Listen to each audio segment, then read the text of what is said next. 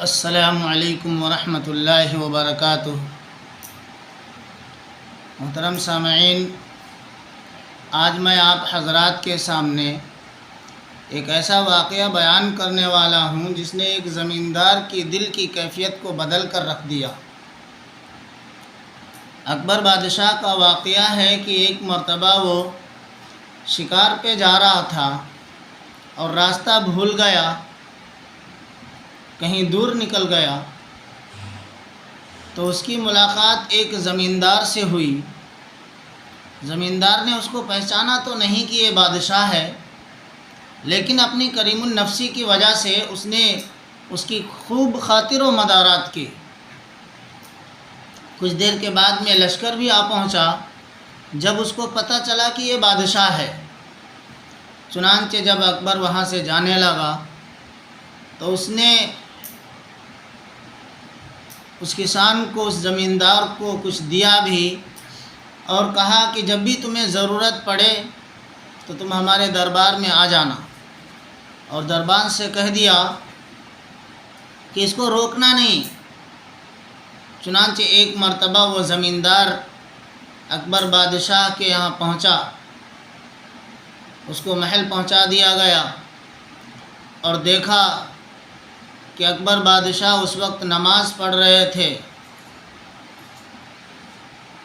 چنانچہ اس نے کہا کہ یہ بھی بادشاہ ہو کر کسی کے سامنے جھک رہا ہے، اور اکبر بادشاہ جب نماز سے فارغ ہوئے تو ہاتھ اٹھا کر دعا کرنی شروع کی، تو وہ زمیندار اور زیادہ حیرت میں پڑ گیا اور سوچا کہ یہ بھی کسی سے مانگ رہا ہے۔ چنانچہ جب اکبر بادشاہ نماز اور دعا سے فارغ ہوئے اور اس زمیندار کی طرف متوجہ ہوئے تو زمیندار نے کہا کہ بادشاہ سلامت، آپ کس کے سامنے جھک رہے تھے اور آپ کس سے مانگ رہے تھے؟ تو اکبر بادشاہ نے کہا میں اللہ تعالیٰ کی عبادت کر رہا تھا، اسی کے سامنے جھک رہا تھا اور اسی سے اپنی حاجتیں مانگ رہا تھا۔ تو اس زمیندار نے کہا